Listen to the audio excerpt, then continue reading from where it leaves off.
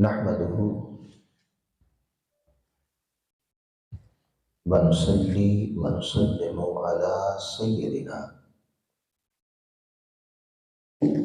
ونبينا ومولانا وملجانا ومأوانا محمد رسول النبي الكريم الأمين المكين الرؤوف الرحيم.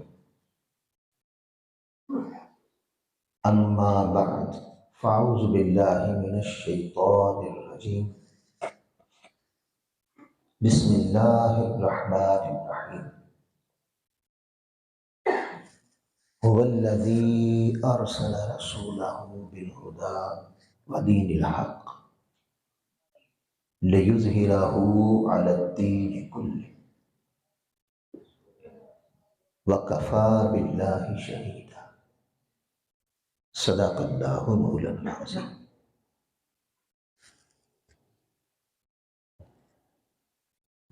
واجب الاحترام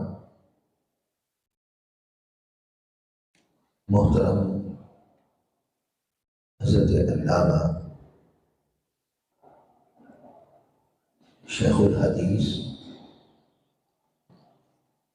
مفتی احمد رضا نوری صاحب مدد اللہ، دیگر معزز علماء کرام، مشائخ اعظام، مہمانان گرامی قدر، قائدین تحریک منہاج القرآن اور رفقا و اراکین، اور آج کی اس 5 روزہ دروس عرفان قرآن کی تیسری نشست میں تشریف لائے ہوئے تمام خواتین و حضرات،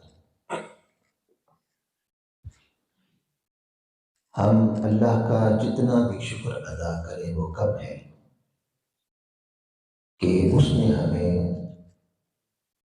رمضان المبارک کی ان پرنور روحانی ساعتوں کو قرآن اور صحب قرآن کی تعلیمات سیکھنے اور سکھانے کا موقع عطا فرمایا۔ میں تحریک منہاج القرآن حویلی لکھا کے تمام قائدین کو اور کارکنان کو 100 بار مبارکباد پیش کرتا ہوں کہ اللہ تعالیٰ نے اس صدی میں قرآنی تعلیمات کا فہم امت تک پہنچانے کی ذمہ داری آپ کو عطا کی ہے۔ اللہ رب العزت اس پر استقامت عطا فرمائے۔ ہماری آج کی گفتگو کا موضوع ہے مستفوی معاشرے کا قیام، یعنی وہ معاشرہ جو آقا علیہ السلام نے آج سے 1400 سال پہلے سرزمین عرب پر قائم کیا تھا۔ اس کے خط و خال کیا تھے اور کن قوانین اور اصولوں پر وہ معاشرہ قائم ہوا۔ آج بھی اگر ہم معاشرے کو مستفوی بنانا چاہتے ہیں تو ہمیں پلٹ کر اسی در کی طرف رجوع کرنا ہوگا، اور جن خطوط پر آقا علیہ السلام نے معاشرہ قائم کیا تھا انہی خطوط پر چلنا ہوگا۔ سب سے پہلے معاشرے کی تعریف سمجھ لیں۔ معاشرہ افراد کے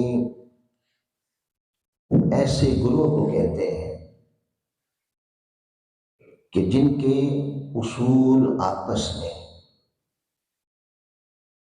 مفادات اس اصول پر قائم ہو کہ ان کے مفادات مشترک ہوں، اور ایک تعریف یہ کی گئی ہے کہ معاشرہ گروہ کے ان افراد کو کہتے ہیں جن کی بنیادی ضروریات میں اشتراک ہوتا ہے اور باہمی روابط ہوتے ہیں، قطع نظر اس کے کہ ان کا مذہب ایک ہے یا جدا ہے، قوم ایک ہے یا جدا ہے، یا جگہ ایک ہے یا مختلف جگہوں سے تعلق رکھتے ہیں۔ معاشرہ اسے کہتے ہیں جن میں افراد با مقصد زندگی گزارتے ہیں، ان کے مقاصد ہوتے ہیں، اور اگر مقاصد نہ رہیں اور جسٹ بندہ اپنی ذات کے لیے جیے تو پھر وہ معاشرہ نہیں رہ جاتا، وہ ایک انسانوں کا بڑا ہجوم بن جاتا ہے جن کی زندگی میں مقصد کوئی نہیں رہتا۔ اب ہم تھوڑی سی نگاہ حضور علیہ السلام نے جو مستفی معاشرہ قائم کیا اس سے پچھلے معاشرے جتنے بھی تھے ان پہ ڈال دیں۔ اور سب سے پہلے وہ معاشرہ جہاں آقا علیہ السلام تشریف لائے جو عرب کا معاشرہ تھا۔ حضور علیہ السلام کی آمد سے پہلے اس معاشرے میں انسانی قدروں کو پامال کیا جا رہا تھا، زندگی جانوروں سے زیادہ حیثیت نہیں رکھتی تھی، بچیوں کو زندہ درگور کر دیتے تھے، ننگے ہو کر کعبے کا طواف کرتے تھے، بوڑھیاں عورتوں کا رقص دیکھتے تھے، شادی میں تعداد کوئی نہیں تھی بیویوں کی، اور یہاں تک گرا ہوا معاشرہ تھا کہ اگر باپ مر جاتا تو اس باپ کی جتنی بیویاں ہوتی وہ اس کے بچے آپس میں بانٹ لیتے تھے، یعنی اس حد تک گرا ہوا معاشرہ تھا۔ اور ان کی معاشی حالت یہ تھی، معیشت میں سود کو کاروبار کا درجہ دے رکھا تھا، جوا عام تھا، عورتوں کو بچوں کو گروی رکھا جاتا تھا،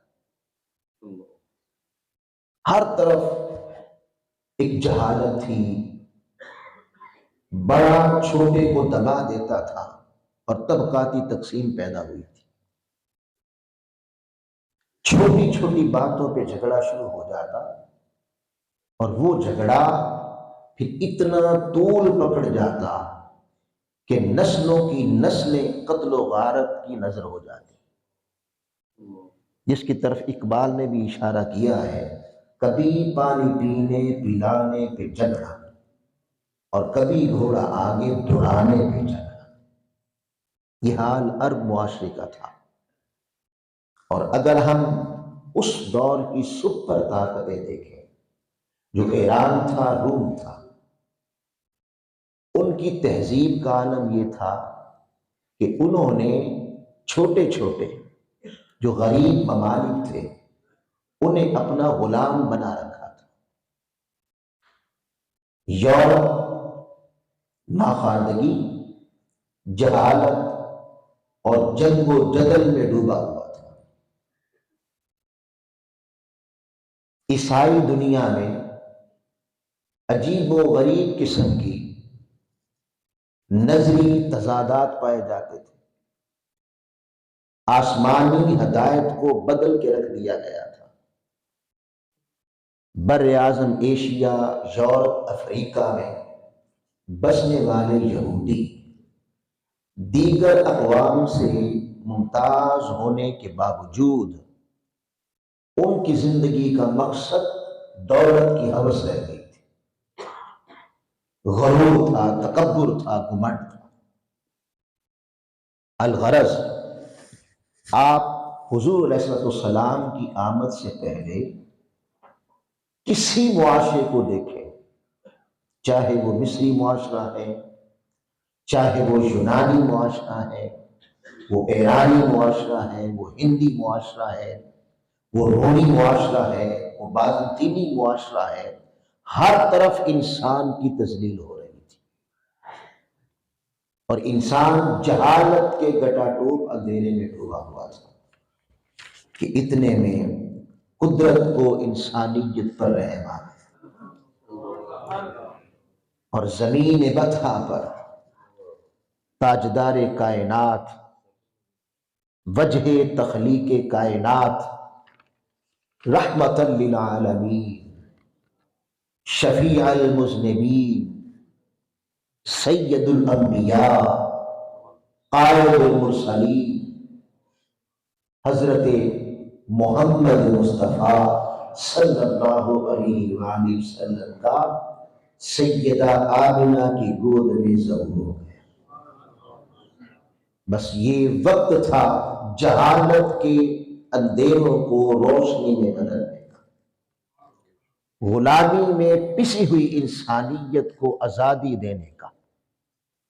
حضور علیہ السلام تشریف لے آئے، اس پر اللہ پاک نے فرمایا لَقَدْ مَنَّ اللَّهُ عَلَى الْمُؤْمِنِينَ إِذْ بَعَثَ فِيهِمْ رَسُولًا مِّنْ أَنفُسِهِمْ۔ اللہ تعالیٰ نے کسی نعمت پر احسان نہیں جتلایا مگر فرمایا اے مومنو، یہ جو میں نے رسول اپنا تمہیں دے دیا ہے یہ میرا احسان، یہ میرا احسان ہے۔ پھر آقا علیہ السلام کی تشریف آوری کا مقصد وہ قرآن مجید نے بیان کیا، جو ہم نے عنوان گفتگو کے طور پر آیت مبارکہ تلاوت کی ہے، سورہ الفتح کی آیت نمبر 28۔ حضور علیہ السلام کی بعثت کا مقصد، آقا علیہ السلام کا دنیا میں آنے کا مقصد کیا تھا؟ فرمایا هو الذی ارسل رسولہ بالہدی والدین الحق، وہی اللہ ہے جس نے اپنے رسول صلی اللہ علیہ وآلہ وسلم کو ہدایت اور حق کا نظام، دین الحق یاد رکھ لیں، جہاں حق ہوتا ہے متضاد باطل ہوتا ہے۔ حق سچائی کا نام ہے، باطل جھوٹ کا نام ہے۔ حق عدل و انصاف کا نام ہے، باطل ظلم کا نام ہے۔ اللہ رب العزت نے آقا علیہ السلام کی آمد کا مقصد فرمایا بدین الحق، دین حق دے کے بھیجا، کیوں؟ لِيُظْهِرَهُ عَلَى الدِّينِ كُلِّهِ، تاکہ جتنے دین ہیں، استحصالی، سامراجی، طاغوتی اور صہیونی طاقتیں جنہوں نے انسان کو اپنا غلام بنا رکھا ہے، اور جو نظام چوروں اور غنڈوں کو پالتے ہیں، جس میں طبقاتی تقسیم پیدا کر دی گئی ہے، چھوٹوں کے لیے سارے قانون ہیں، بڑوں کے لیے کوئی قانون نہیں بنتا، یہ سارے باطل ادیان کو جڑ سے اکھاڑ کر پھینک دے اور حق کا اور عدل کا اور انصاف کا نظام نافذ کر دے۔ یہ حضور علیہ السلام کی بعثت کا مقصد قرآن میں بیان کیا۔ وَكَفَىٰ بِاللَّهِ شَهِيدًا، اور اس پر اللہ بطور گواہ کافی ہے۔ اور دوسرے مقام پر فرمایا وَلَوْ كَرِهَ الْمُشْرِكُونَ، اگرچہ کہ مشرکوں کو برائی کیوں نہ لگے۔ تو آقا علیہ السلام کی بعثت کا مقصد ہی یہ تھا کہ باطل، طاغوتی، استحصالی نظام جڑ سے اکھاڑ کے پھینک دیے جائیں۔ اب حضور علیہ السلام کی حیات طیبہ کو ہم دو حصوں میں تقسیم کر سکتے ہیں، قبل البعثت، اعلان نبوت سے پہلے کا عرصہ، اور بعد البعثت، اعلان نبوت کے بعد کا عرصہ۔ اگر ہم اعلان نبوت کے پہلے عرصے کو دیکھیں تو اسے بھی قرآن مجید نے ڈنکے کی چوٹ پر بیان کیا.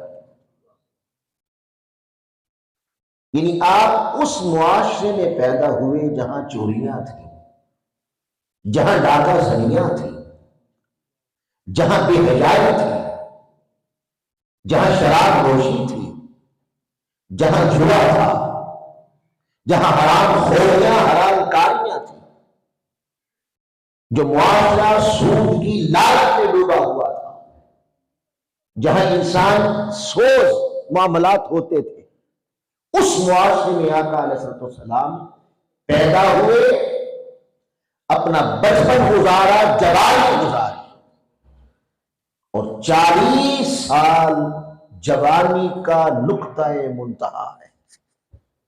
40 سال وہ جوانی جس میں خواہشیں ہوتی ہیں، رنگینیاں ہوتی ہیں، آئیڈیل بنتے ہیں، وہ جوانی 40 سال گزاری. جب 40 سال گزاری تو قرآن نے کہا فَقَدْ لَبِثْتُ فِيكُمْ عُمَرًا مِّن قَبْلِ أَفَلَا تَعْقِلُونَ. جب حضور قرآن کا پیغام لے کے آئے تو پیغام کو وہ جھٹلانے لگے. جب آپ دین حق کا پیغام سنائے تو وہ جھٹلانے لگے. تو آقا علیہ السلام نے قرآن نے کہا نادانو، تم میرے اس پیغام کو جھٹلا رہے ہو، بتاؤ میں نے تمہارے اسی بے حیا معاشرے میں، اس حرام خور معاشرے میں کہیں باہر جا کر زندگی نہیں گزاری. میرا بچپن بھی تمہارے اندر گزرا، میری جوانی بھی تمہارے اندر گزری. تم بے حیائیاں کرتے رہے، تم حرام خوریاں کرتے رہے، تم سود کی لعنت میں مبتلا رہے، اور میں تمہارے اندر رہا اور 40 سال گزارے. 40 سال جوانی کا نقطہ منتہا ہے. بتاؤ تمہارے اندر رہ کر بھی اگر تمہاری گندگی کا، تمہاری بے حیائی کا، تمہاری سود خوریوں کا ایک نقطہ بھی اور ایک چیٹا بھی میرے دامن پہ پڑا دیکھ لو تو کہنا میں اللہ کا رسول نہیں، میں نے پاکیزہ زندگی گزاری. یہاں سے پتہ چلتا ہے کہ وہ لوگ جو معاشرے کو حق کی راہ پر چلانا چاہتے ہیں، جو معاشرے سے عدل و انصاف کو غالب کرنا چاہتے ہیں، ظلم کو مٹانا چاہتے ہیں، بے حیائی کو مٹانا چاہتے ہیں، قتل و غارت کو مٹانا چاہتے ہیں، تو مستقبی اصول یہ ہے کہ ان کا پہلے اپنا دامن ان خرابیوں سے پاک ہونا چاہیے. اگر اپنا دامن جھوٹ سے بھرا ہے، جھوٹا کبھی بھی سچ غالب نہیں کر سکتا. اگر اپنا دامن نشے اور بے حیائی سے بھرا ہے، بے حیا کبھی حیا غالب نہیں کر سکتا. یعنی قومیں دیکھیں کہ کون معاشرے کو سنوارنے کی بات کرتا ہے. قوم دیکھے کون کہتا ہے میں یہ کر دوں گا، میں وہ کر دوں گا. صرف یہ دیکھ لو کہ اس کا اپنا کردار کیا ہے. اگر اپنے کردار میں جھوٹ ہے، اپنے کردار میں بے ایمانی ہے، اپنے کردار میں وہ جب بولتا ہے جھوٹ بولتا ہے، تو جھوٹوں سے، فریبیوں سے، قاتلوں سے، چوروں سے، غنڈوں سے، بے حیاؤں سے حق کی امید لگانا محالستو چلو، ایسا نہیں ہوتا. یہی وجہ ہے کہ آقا علیہ السلام نے 40 سال انہیں وہ دکھایا جو اس معاشرے میں نافذ کرنا چاہتے تھے. اور یہاں سے وہ لوگ جو مستقبی معاشرے کے قیام کے علمبردار ہیں، جو خود کو مستقبی معاشرے کے علمبردار سمجھتے ہیں، ان کے لیے رہنمائی یہ ہے کہ جو معاشرہ قائم کرنا چاہتے ہیں پہلے وہ اپنے 6-7 فٹ کے وجود پر اس کو نافذ کیا جائے، ورنہ ممکن نہیں ہے. اور میں قربان جاؤں یہ بڑا توجہ طلب بات ہے، یہ بڑا ایک نقطہ ہے سمجھنے والا عجیب۔ دیکھیے ان 40 سالوں میں آقا علیہ السلام عبادت بھی کرتے تھے، زہد و ورع بھی تھا، بلکہ 40 دن غار حرا میں جا کے عبادت کرتے تھے، رات آتی تو مصلی پہ آ جاتے تھے، سجدے تھے، سجدہ ریزیاں تھیں، عبادتیں تھیں، مگر اس معاشرے میں جہاں آپ جس معاشرے کو آپ مستفی معاشرہ بنانا چاہتے تھے اور عدل و انصاف پر مبنی معاشرہ بنانا چاہتے تھے، آپ عابد بھی تھے، زاہد بھی تھے، سب کچھ تھے، مگر شہرت کیا پائی؟ عابد کی نہیں پائی، شہرت ایک زاہد کی نہیں پائی، شہرت ایک پیر کی نہیں پائی، شہرت ایک صوفی کی نہیں پائی، شہرت کیا پائی؟ شہرت پائی صادق ہے، امین ہے، صادق ہے، امین ہے، امانتوں کا محافظ ہے، صداقت کا پیکر ہے۔ جو خود صداقت کے پیکر نہیں ہوتے اور جو خود امین نہیں ہوتے، وہ کبھی بھی ان کے ہاتھوں سے صداقت کا نفاذ نہیں ہو سکتا، امانت کا نفاذ نہیں ہو سکتا۔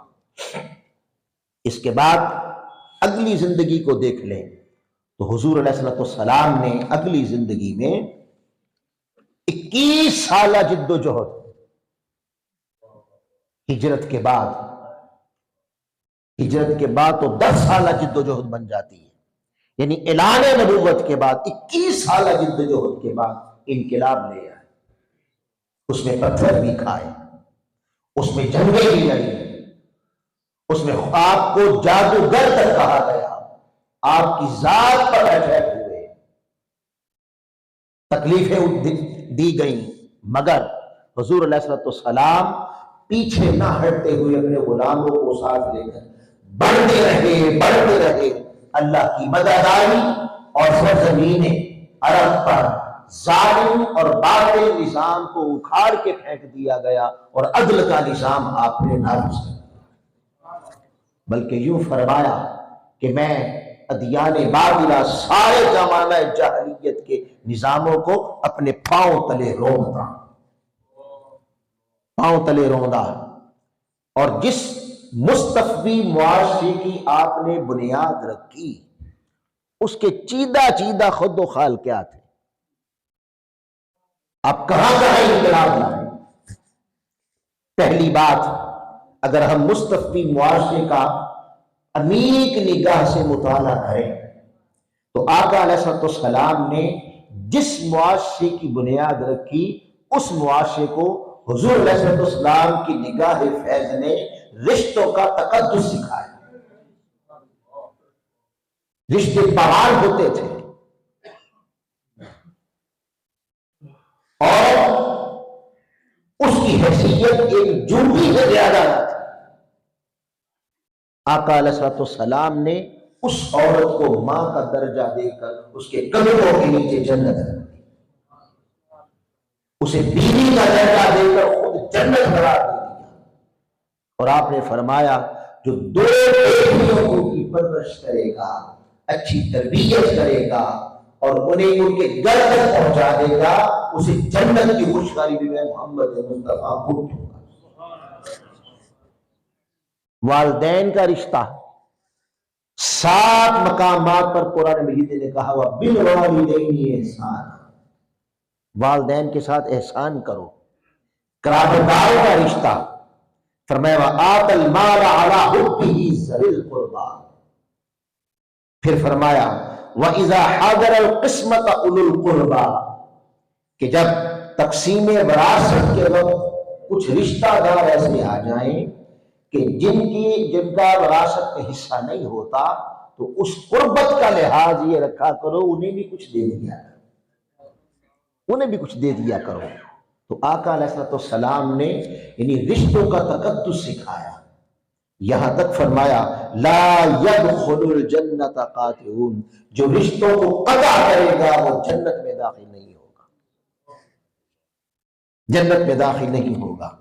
یہ آقا علیہ السلام نے نجی سطح سے لے کر، یعنی گھر کی سطح سے لے کر ایک خاندان کی سطح کے اندر مستقبی معاشرے کا قیام کیا تو وہاں انقلاب برپا کیا۔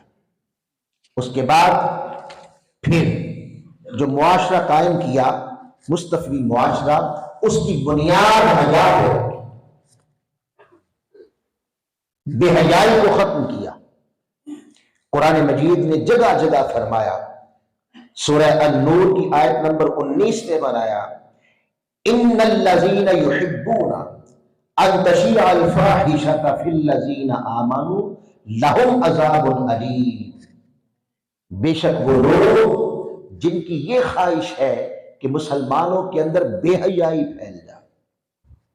اس کا مطلب یہ ہے کہ ایسی طاقتیں ہیں جو اسلام کو کمزور کرنے کے لیے ان کے اندر بے حیائی کو داخل کرتی ہیں، اور جب معاشرے بے حیائی کا شکار ہو جائیں اور نوجوان نسل بے حیائی کا شکار ہو جائے، ایسا معاشرہ تباہی اور بربادی میں جانے میں دیر نہیں لگاتا۔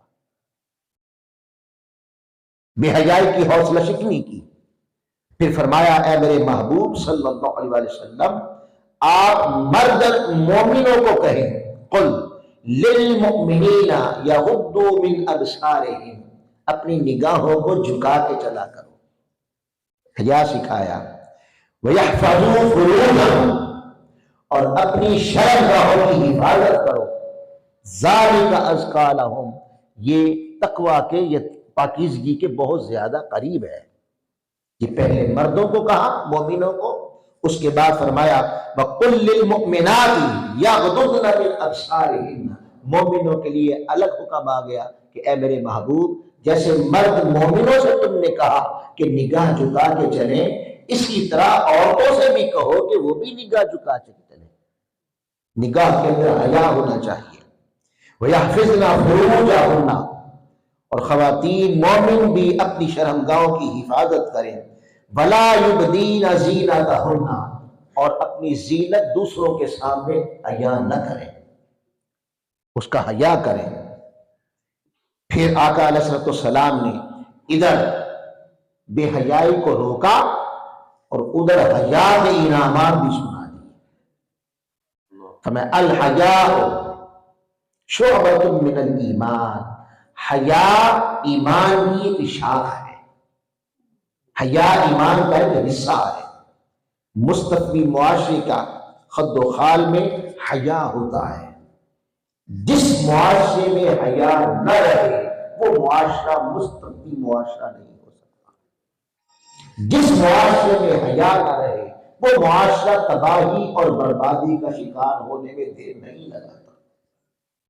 اگر آج ہم اپنے پاکستانی معاشرے کو دیکھیں اور اس وقت دنیا میں اسلامی معاشرے کو دیکھیں، نام ہمارا اسلام کا ہے، نام مصطفیٰ صلی اللہ علیہ وسلم کا ہے، مگر باطل نے یہ جو پیچھے کہا نا، ان الذین یحبون ان تشیع الفاحشہ فی الذین آمنوا، اشارہ کر دیا کہ وہ لوگ جو اس بات کو پسند کرتے ہیں کہ مسلمانوں کے اندر، ایمان والوں کے اندر بے حیائی پھیل جائے، اشارہ کر دیا کہ قیامت تک اے مسلمانوں تمہاری جڑیں کاٹنے کے لیے تمہاری آنکھوں سے حیا چھینا جائے گا،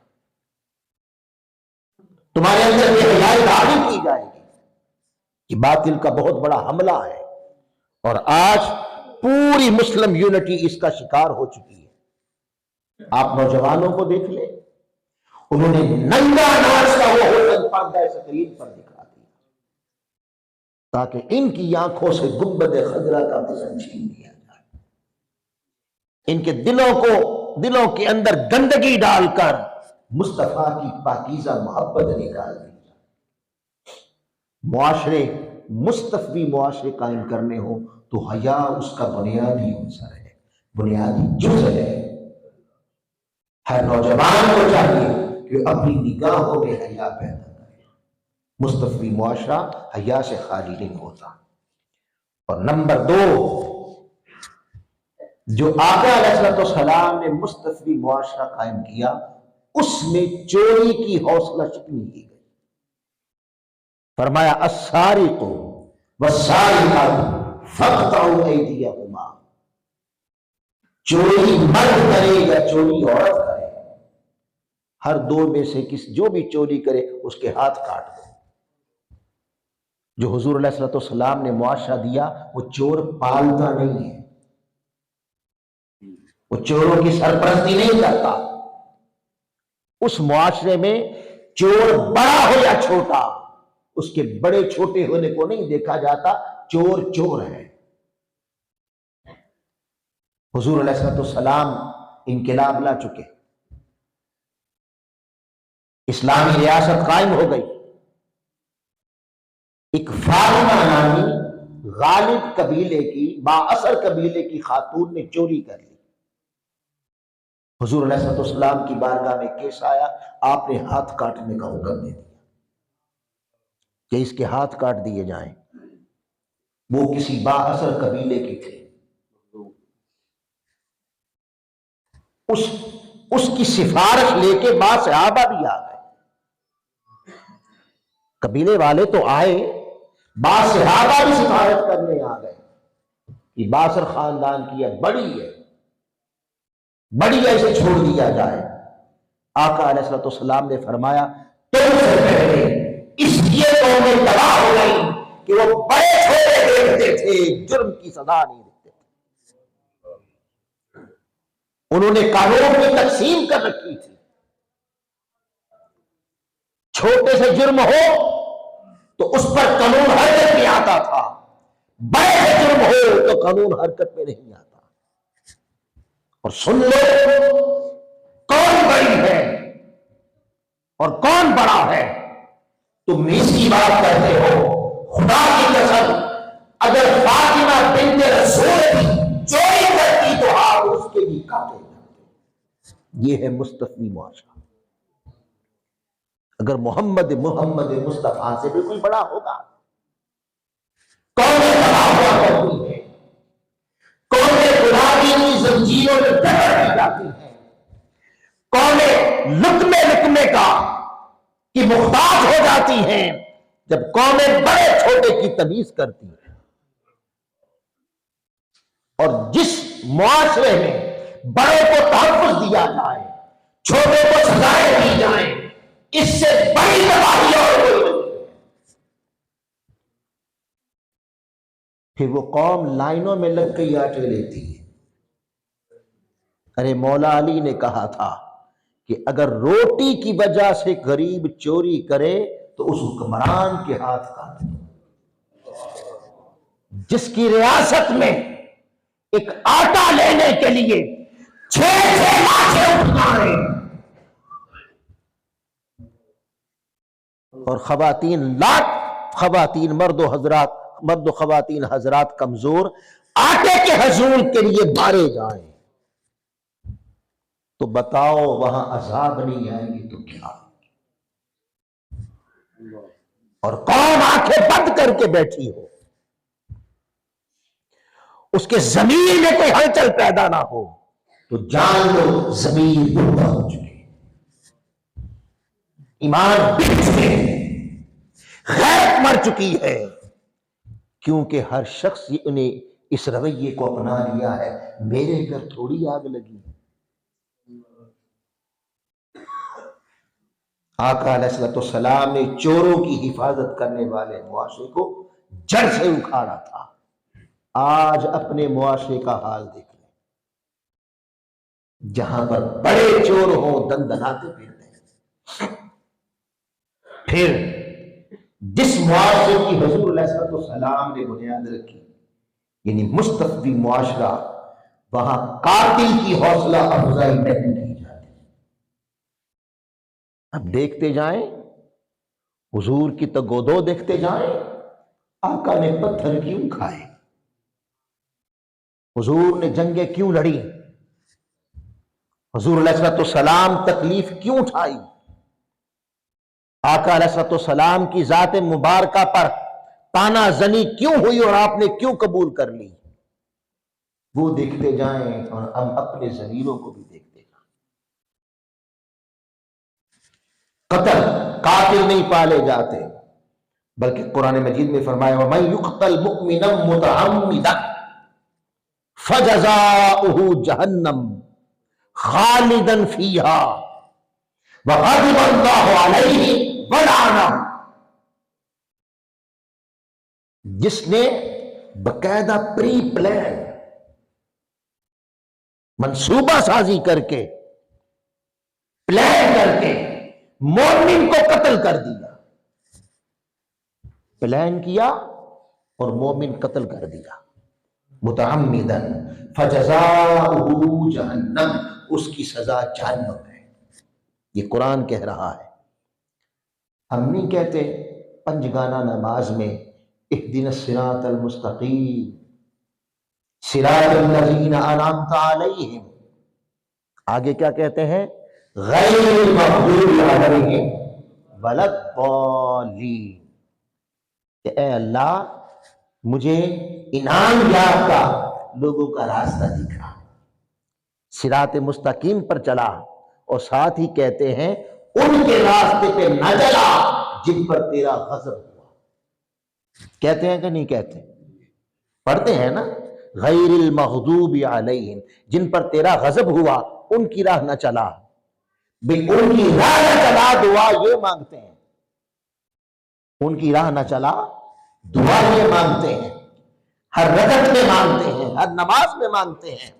اللہ پاک کہتا ہے مجھ سے غضب والوں سے بچنے کی دعا مانگنے والوں، میں تمہیں بتا نہ دوں کہ میرا غضب کن پہ ہوتا ہے،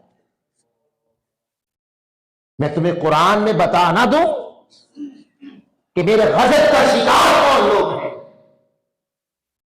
تاکہ وہ تمہیں معلوم ہو جائیں کہ ان پر میرا غضب ہے، اب آگے فیصلہ تیرا ہے، تو کس کے ساتھ چلتا ہے، غضب والوں کے ساتھ یا حق والوں کے ساتھ، تو قول میں کتنا سچا ہے۔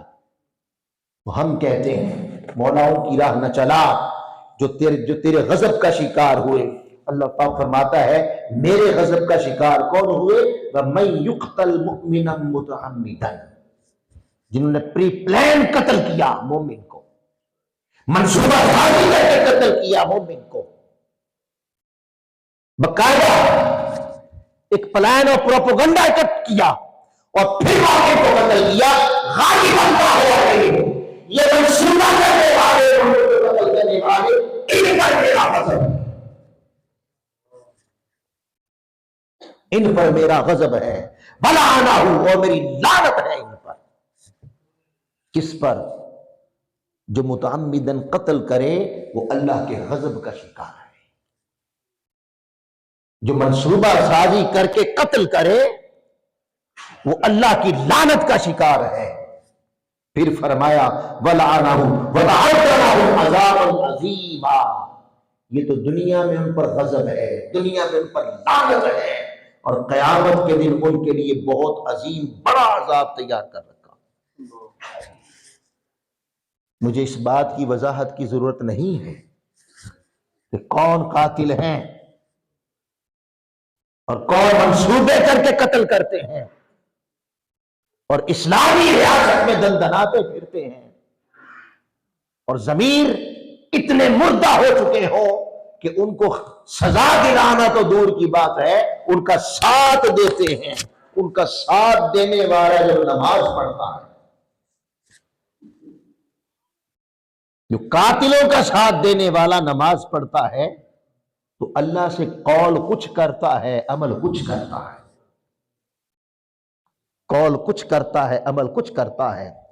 جس معاشرے میں قاتل پالے جائیں اور جس معاشرے میں قاتل حکمران بنا دیے جائیں اور وہاں کے رہنے والے مصطفیٰ کے لا الہ کے وارث ہو اور ان کی حرکت میں نہ آئے، وہ حرکت میں نہ آئے تو پھر انہیں اپنے آپ کو دیکھنا چاہیے۔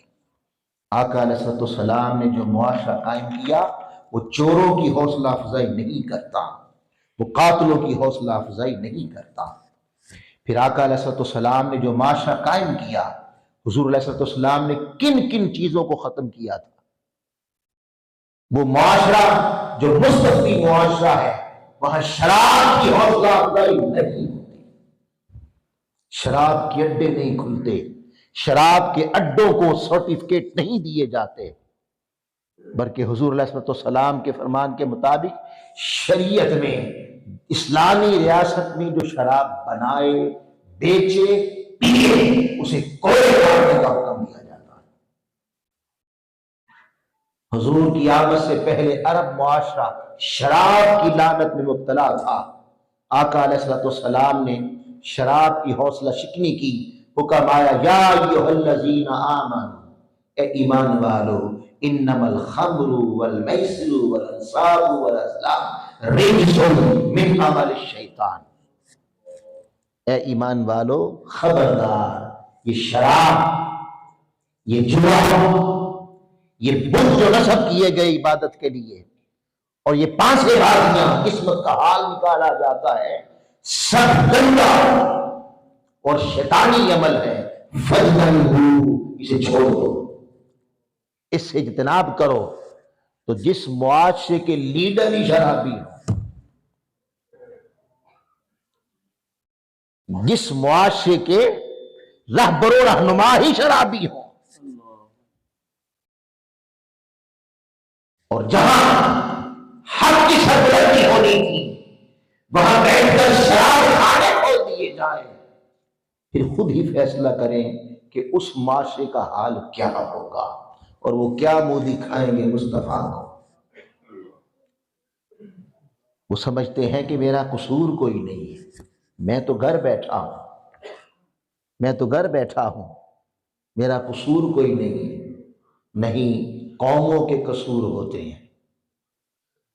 فرعون ایک ہے، بات قوم کی ہوتی ہے، نمرود ایک ہے، بات قوم کی ہوتی ہے، ابھی اخ ایک ہے، جالوت ایک ہے۔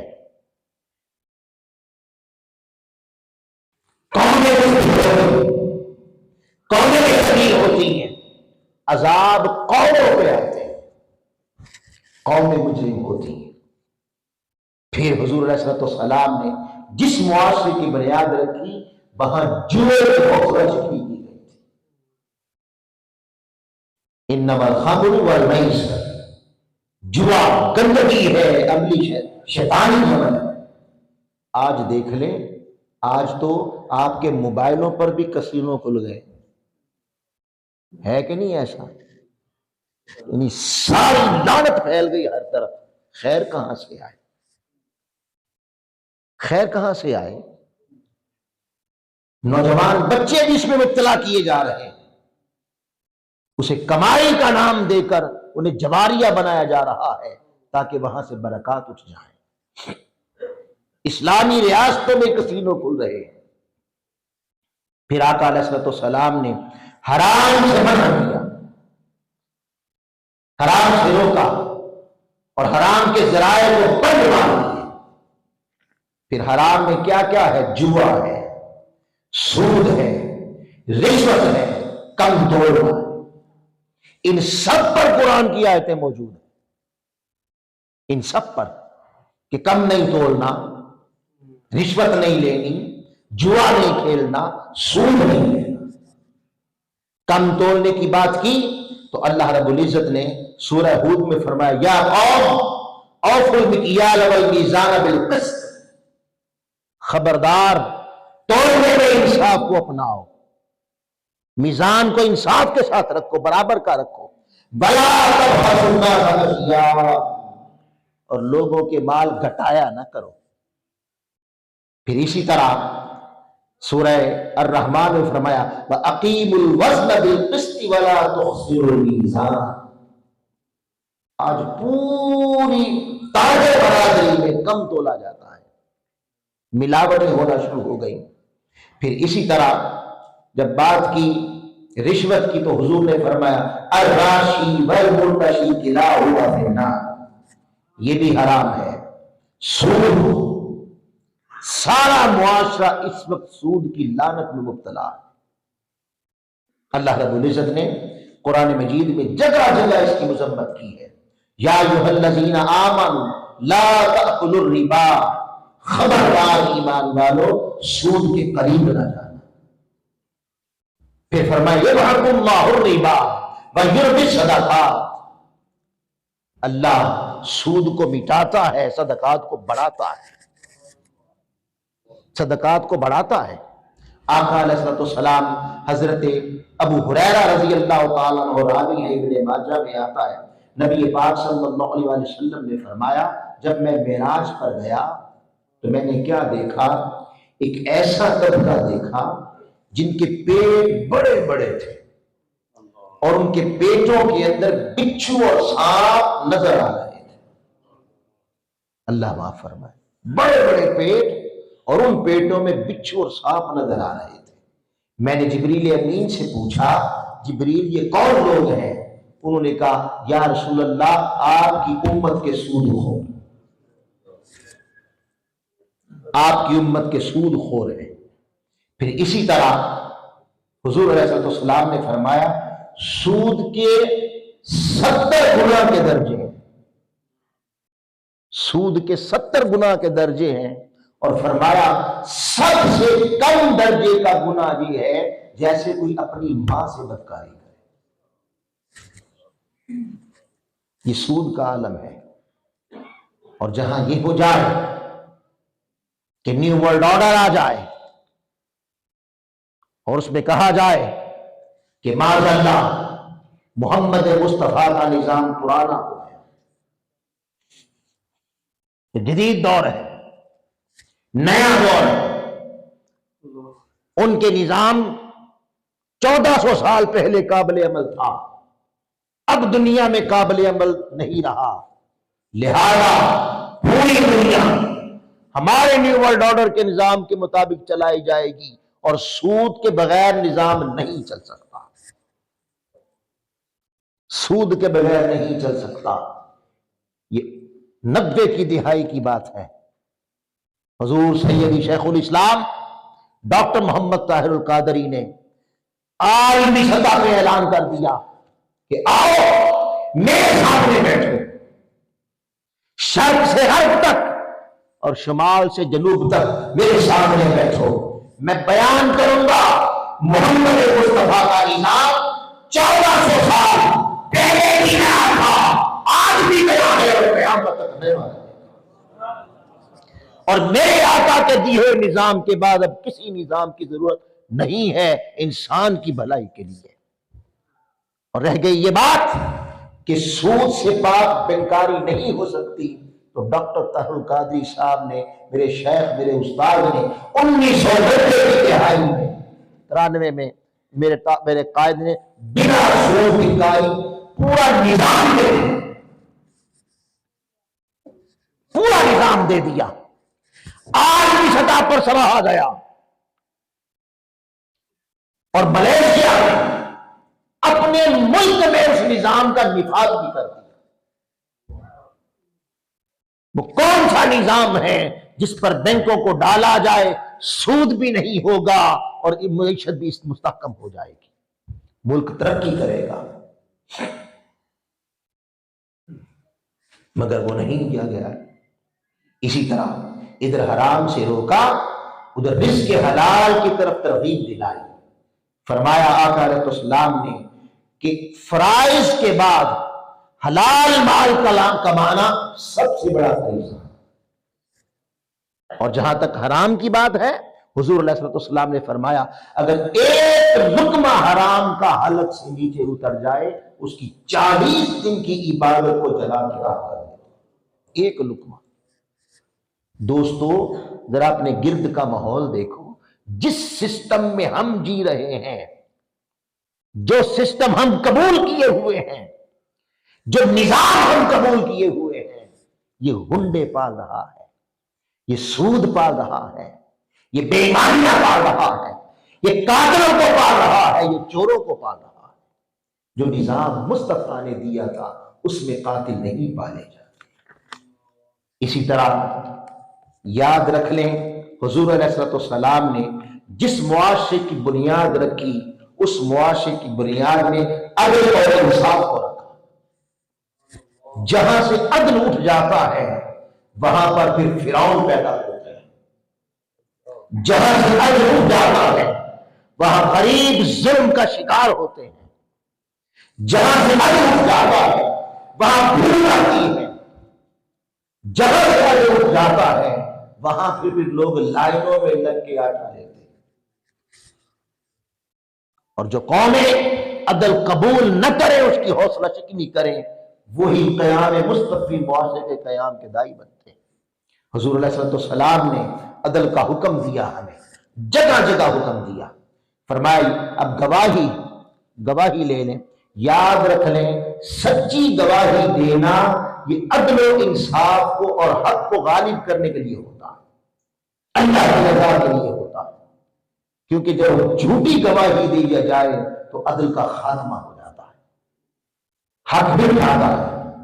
اللہ رب العزت نے سورہ المائدہ کی آیت نمبر 8 میں فرمایا یا ایھا الذین آمنوا، اے ایمان والو، کونوا قوامین للہ شہداء بالقسط، اللہ کے لیے گواہی دو، اور اللہ کے لیے گواہی دینے والے سیدھا کرائی دیوار بن جاؤ۔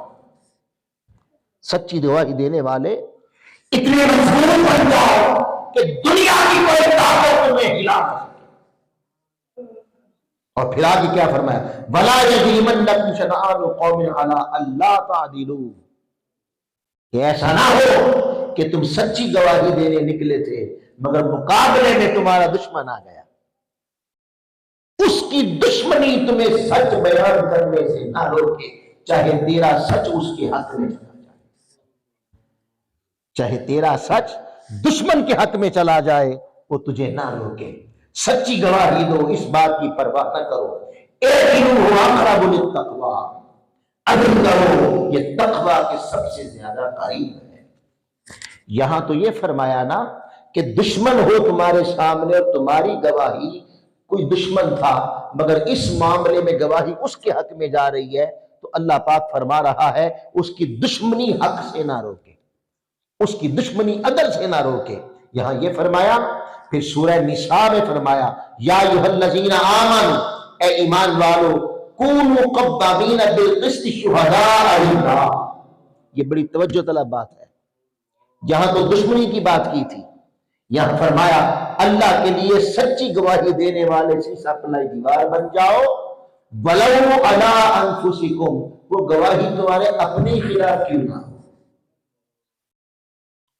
یہ ہے عدل، یہ ہے مستقبی معاشرے کی بنیاد۔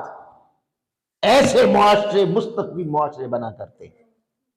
وَلَوْ عَلَىٰ أَنفُسِكُمْ، وہ گواہی تمہارے خلاف کیوں نہ ہو، اب والدین، تمہارے والدین کے خلاف کیوں نہ ہو، بالاقربین، تمہارے رشتہ داروں کے خلاف کیوں نہ ہو، ان یکن غنیًّا أو فقیرًا،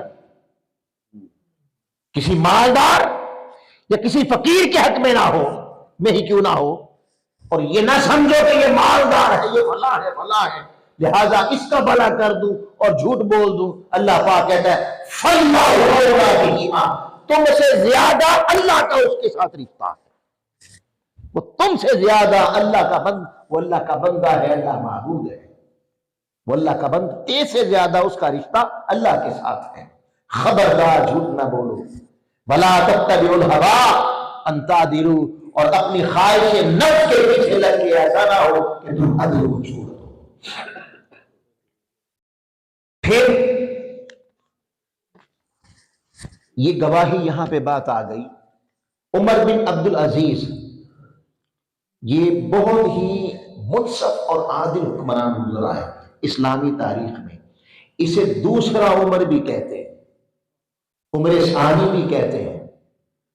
ان کے پاس والدہ کا کیس آ گیا، اب اپنا تابناک ماضی دیکھ لو، جب تمہاری حکمرانی 3 بر اعظموں پر اللہ نے پھیلا دی تھی، جب تمہیں غلبہ اللہ نے 3 بر اعظموں پر دیا تھا، تمہارا حال کیا تھا، اور تمہارے اندر عدل کا اور انصاف کا کیا عنصر تھا۔ والدہ آ گئی، اس پر الزام آ گیا چوری کا، عمر بن عبدالعزیز بطور حکمران بیٹھے ہیں، ثابت ہو گیا شواہد سے کہ ماں نے چوری کی ہے، ماں نے چوری کی ہے، 80 کوڑے مارنے کا حکم دے دیا۔ کوئی الزام آیا جس کی سزا 80 کوڑے بنتی تھی، 80 کوڑے ماں کو مارنے کا حکم دے دیا۔ ادھر حکم دے دیا یہ ہو گیا انصاف کا تقاضا، اور بعد میں خود ہی درخواست بیٹا بن کے آ گئے اور درخواست لکھ دی کہ میری ماں کمزور ہے، اگر اسے 80 کوڑے لگے تو یہ مر جائے گی، لہذا میں اس کا بیٹا ہوں، وہ 80 کوڑے مجھے مار دی۔ یہ ہے تمہارا عدل۔ 3 بریادوں پر حکمرانی کرنے والا عمر بن عبدالعزیز، عید کا دن ہے، آپ کے 12 بیٹیاں اور بیٹے تھے، 12، مگر گھر میں 3 بر اعظموں کا حکمران ہے، اور گھر کا حال یہ ہے کہ عید پر کپڑے پہننے کے لیے بچوں کے پاس نہیں ہے۔ گھر میں آئے، بچوں نے ماں سے تقاضا کیا۔ ماں کون تھی؟ سلیمان ملک کی بیٹی، اس کا دادا بھی بادشاہ، اس کا باپ بھی بادشاہ، اس کے 4 بھائی بھی بادشاہ، اس کا شوہر بھی بادشاہ، وہ بھی حکمران، فاطمہ ان کا نام تھا۔ گھر میں آئے، بچوں نے ماں سے تقاضا کیا کہ عید ہے، ہمیں نئے کپڑے سلا دیں۔ بیوی نے کہا کہ آپ ایسا کریں کہ 1 مہینے کی تنخواہ ایڈوانس لے لیں۔ بھی ایک حکمران کو بھی تنخواہ ملتی ہے نا، یہ بھی ملازم ہوتا ہے، حکمران ملازم ہوتا ہے، کس کا؟ عوام کا ملازم ہوتا ہے، اس کو بھی قومی خزانے سے تنخواہ دی جاتی ہے۔ تو بیوی نے کہا کہ آپ ایسا کریں کہ 1 مہینے کی تنخواہ ایڈوانس لے لیں تاکہ بچوں کے کپڑے بنا دیں، عید دیکھ لیں گے، میں اگلا مہینہ کوئی مزدوری کر کے نکال لوں گی، تنخواہ رہنے دیں گے، تنخواہ رہنے دیں۔ آپ نے کہا یہ فیصلہ آپ کا ٹھیک ہے۔ آپ گئے، مگر وہ خزانچی، وزیر مالیات، وہ خزانچی، وہ بھی انہی کی صحبت میں پڑا ہوا تھا، انہی کی تربیت کا تھا، اسے جا کے کہتے ہیں کہ مجھے 1 مہینے کی ایڈوانس تنخواہ دے دیں۔ اس نے کہا دے دیتا ہوں، پہلے آپ اس بات کی ضمانت دے دیں کہ آپ 1 مہینے تک زندہ رہیں گے۔ آپ ضمانت دے دیں لکھ کے کہ آپ اس مہینے میں مریں گے نہیں۔ دیکھیں نا، مر گئے تو تنخواہ تھی، تنخواہ تو کام کی ہوتی ہے نا، پھر کام کریں گے تو تنخواہ ملنی تھی، جب بندہ ہی مر گیا تو کام تو نہ ہوا، جب کام نہ ہوا تو وہ لقمہ حلال نہ رہا، حلال نہ رہا۔ واپس گئے، جا کے بیوی سے کہتے ہیں میں بچوں کے لیے عذاب نہیں خرید سکتا، میں بچوں کے لیے جہنم کی آگ نہیں خرید سکتا۔ اسلام تو ایسا تھا۔ حضرت خلیفہ 4 حضرت مولا علی رضی اللہ تعالیٰ عنہ آپ کی زرہ ایک چور کے پاس پائے گی، آپ نے اسے کہا یہ زرہ میری ہے، اس نے کہا نہیں یہ تو میرے پاس ہے، آپ کی کیسے ہو گئی؟ میرے قبضے میں ہے، آپ کی کیسے ہو گئی؟ آپ نے کہا نہیں یہ میری ہے، اس نے کہا نہیں یہ میری ہے، کہا چلو عدالت فیصلہ قاضی سے کرواتے ہیں۔ حضرت شریح تھے رضی اللہ تعالیٰ عنہ، ان کے پاس چلے گئے، حضرت مولا علی نے بھی کہ یہ کون ہے؟ وقت کا بادشاہ، وقت کا حکمران، اور عدالت میں پیش ہو رہا ہے۔ اور عدالتیں کیسی تھیں؟ جج بھی تعریف کرتے تھے، اللہ کا خوف ہوتا تھا۔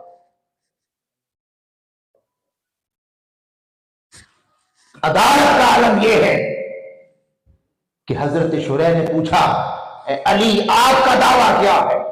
کہا یہ میری زرہ ہے۔ اس سے پوچھا یہودی سے، وہ ہے بھی یہودی، اس نے کہا نہیں یہ زرہ میری ہے، میرے پاس ہے۔ انہوں نے کہا اے علی یہ ہے تو اس کے پاس، آپ کا دعویٰ آپ کی ہے، آپ اس پر کوئی ثبوت اور گواہی لائیں کہ یہ آپ کی ہے، گواہی لائیں۔ جب یہ بات کی تو حضرت علی نے گواہی کے طور پر اپنے بیٹے حسن کو پیش کیا۔ جب بیٹے حسن کو پیش کیا تو قاضی اور جج نے یہ کہہ کر رد کر دیا کہ سید نے بیٹے کی گواہی دی، اور وہ زیرہ اس یہودی کو دے دی۔ جب عدالت انصاف کرے تو حق غالب آتا ہے، اور جب عدالت ٹک جائے حال کیا ہوگا؟ اس قوم کو ظلم سے کون بچائے گا؟ اسلام کا تابناک ماضی ہے، حضور علیہ السلام نے یہ معاشرہ قائم کیا تھا۔ لوگوں، اگر ہم چاہتے ہیں کہ مستفی معاشرے کی حفاظت کی جائے، اور یاد رکھ لیں آقا علیہ السلام نے جب خطبہ حجۃ الوداع دیا، حضور علیہ السلام نے آخری خطبہ دیا، اس خطبے کے سارے میں پڑھ کے سنا دیتا ہوں آپ کو۔ اس میں کیا فرمایا حضور علیہ السلام نے؟ معاشرتی حقوق کی ادائیگی، نسلی تفاخر کا خاتمہ۔ میں اس کے چیدہ چیدے پوائنٹس بتا رہا ہوں آپ کو جو نبی پاک صلی اللہ علیہ وسلم نے ہمیں دیا تھا۔ پھر ایک دوسرے کی جان، مال اور عزت کی حرمت، معاشی استحصال کا تعلق کہ حکمران استحصال نہ کرے، سارا خزانہ نہ لوٹ لے اور غریبوں کو بھوکا نہ مار دے، لا قانونیت کا خاتمہ، وراثت کے حقوق پہلے دفعہ زمین پر نافذ،